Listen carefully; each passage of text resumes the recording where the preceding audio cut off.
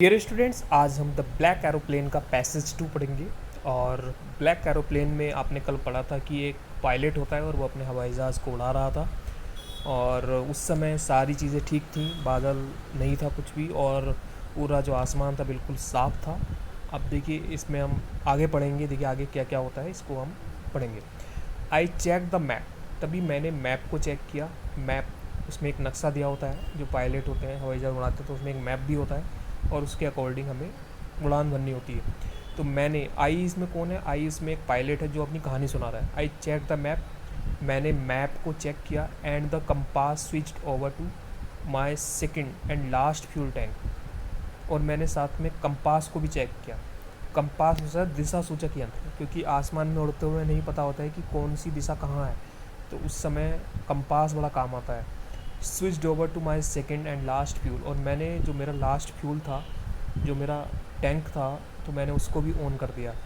Turn the Dakota 12 degree to west towards England, और मैंने England की तरफ 12 डिग्री अपने हवाई जहाज़ को मोड़ लिया। I will be time for breakfast, तभी मैं सोच रहा था कि मुझे कल जा कर के अपने घर पहुंच कर के बड़ा अच्छा ब्रेकफास्ट मिलेगा। आई थॉट, तभी मैंने सोचा, a good big English breakfast, मुझे इंग्लिश ब्रेकफास्ट बहुत अच्छा लगता था और मुझे कल वो मिलने वाला था, इसलिए मैं बड़ा खुश था। एवरीथिंग वॉज गोइंग वेल, सारी चीज़ें, एवरीथिंग मीन्स हर चीज़ बिल्कुल ठीक लग रही थी। It was an easy flight, और ये जो फ़्लाइट थी बड़ी ईजी थी, बड़ी आसान थी। Paris was about 150 kilometres behind me, और पेरिस मुझसे लगभग 150 किलोमीटर की दूरी पर था। When I saw the clouds, और तभी मैंने, आई सॉ द क्लाउड्स, मैंने बादल देखे। स्टॉर्म क्लाउड्स, और ये तूफ़ान वाले बादल थे। दे वर ह्यूज, और वे बहुत विशालकाय थे। ह्यूज मीन्स होता है बहुत विशालकाय। They looked like black mountains, ये बादल बिल्कुल पर्वत की तरह, एक बड़े पर्वत की तरह दिखाई दे रहे थे। इन फ्रंट ऑफ मी, जो कि मेरे सामने थे। अक्रॉस द स्काई, और पूरे आसमान में फैले हुए थे। I knew I could not fly up and over them, तभी मुझे पता चला कि मैं इसके ऊपर से नहीं उड़ा पाऊँगा, इन बादलों के ऊपर नहीं उड़ा पाऊँगा, क्योंकि I did not have enough fuel, क्योंकि मेरे पास हवाई जहाज़ में पर्याप्त रूप से फ्यूल नहीं था, ईंधन नहीं था।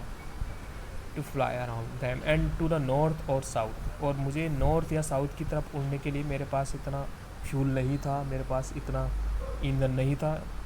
I ought to go back to Paris, तभी मेरे दिमाग में एक विचार आया कि मैं पेरिस दोबारा से चला जाता हूँ। But I wanted to get home, लेकिन मुझे घर जाना भी था। आई वॉन्टेड दैट ब्रेकफास्ट, और मुझे वो वाला जो ब्रेकफास्ट था उसका बड़ा शौक़ था, मैं वो खाना चाहता था, उसका टेस्ट लेना चाहता था, इसलिए मैं वहाँ पे आगे बढ़ गया। I will take the risk, I thought and flew, तभी मेरे दिमाग में आया कि I will take the risk, मैं ये जोखिम उठाऊँगा। रिस्क मीन्स होता है जोखिम, मैं ये जोखिम उठाऊँगा। And flew that old Dakota straight into storm, और तभी मैंने उस हवाई जहाज़ को तूफ़ान के अंदर ले गया। ठीक है, तो ये देखिए, कंपास मीन्स इसमें दिया हुआ है, दिशा सूचक यंत्र होता है। फ्यूल मीन्स होता है ईंधन।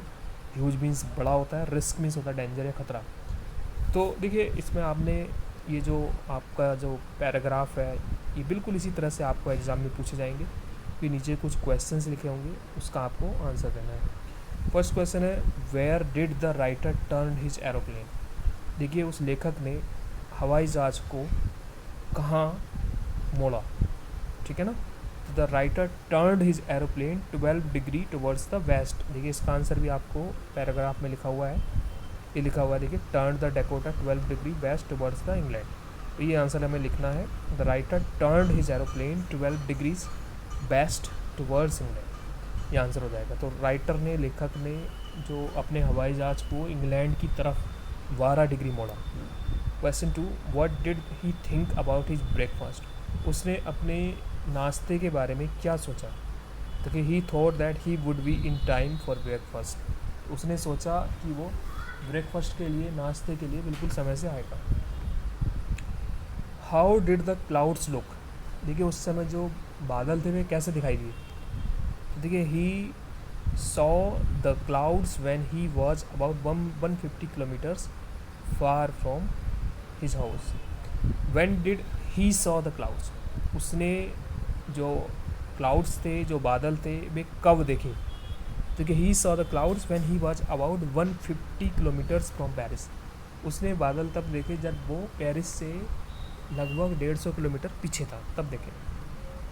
How did the clouds look, how means कैसे, क्लाउड्स बादल, लुक मीन्स दिखाई दिए, बादल कैसे दिखाई दिए, तो देखिए the clouds look like huge mountains. तो ये जो बादल थे बिल्कुल ऐसे दिखाई दिए जैसे कि बहुत बड़े पर्वत होते हैं। देखिए इसका आंसर यहाँ पे लिखा हुआ है, और आपको बिल्कुल इस तरह से करके आपको छाट करके इसके आंसर लिखने होते हैं। आगे लास्ट क्वेश्चन पूछा जा रहा है, find words from passage which means the same as big. Big means बड़ा होता है, आपको पता है, तो बिग मीन्स क्या होता है, बड़ा होता है।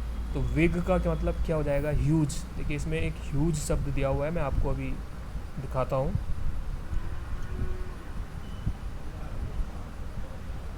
देखिए ये इसमें आपको एक शब्द आएगा ह्यूज। ह्यूज, ह्यूज मीन्स होता है विशाल का, तो विग का मीनिंग हो जाएगा ह्यूज। इसमें सेकंड क्वेश्चन भी पूछा है। सेकंड क्वेश्चन ये है कि डेंजर का मतलब, डेंजर वाला का मतलब होता है खतरा, तो इसमें एक ऐसा शब्द को हमको छाट के लिखना है जिसका मतलब खतरा होता है। तो रिस्क मीन्स होता है खतरा, तो ये आपका आंसर हो जाएगा। तो इस तरह से करके आप इसको लिख सकते हैं। तो देखिए ये जो कॉम्प्रिहेंसिव क्वेश्चन आंसर्स होते हैं बड़े ही इंपॉर्टेंट होते हैं, ये आपके एग्ज़ाम के पॉइंट ऑफ व्यू से बहुत इंपॉर्टेंट होते हैं। आपको हर हाल में इन क्वेश्चंस को करना होता है, तभी आपको मार्क्स मिलेंगे, तभी आप पास होने के बारे में सोच सकते हैं। तो ये आपकी प्रैक्टिस कराई जा रही है, आप इस प्रैक्टिस को अच्छे से करिए, और रोज़ जो आपको काम दिया जाता है उसको आप अच्छे से करते रहिए अपनी कॉपी में। Thank you.